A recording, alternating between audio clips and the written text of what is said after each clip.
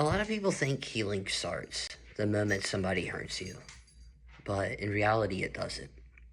Sometimes healing starts the moment you finally admit to yourself that you kept settling for things you knew were wrong the entire time. And one of the hardest lessons that I've had to learn so far in my early adult life was realizing how often I accepted situations that were honestly beneath me because I was scared of starting over. There were a lot of points where I slept on floors.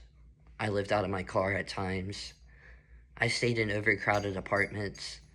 I worked nonstop trying to outrun my own thoughts. And I stayed in relationships long after they stopped feeling healthy because I didn't want another failure attached to my name. And the dangerous part about survival mode is eventually you normalize that dysfunction. You sit there and you start convincing yourself that this is just life. This is just what relationships are. And this is just how people treat each other.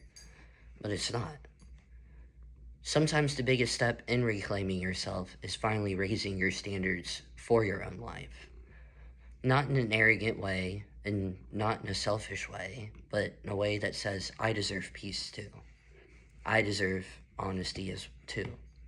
And I deserve relationships that don't drain the life out of me.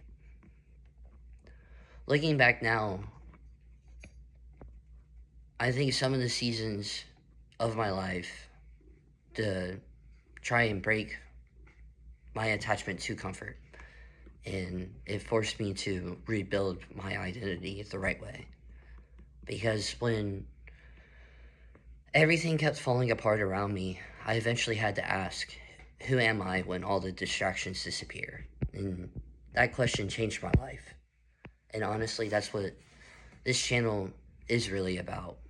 Not pretending that we all have it figured out, but simply learning how to rebuild ourselves one lesson at a time.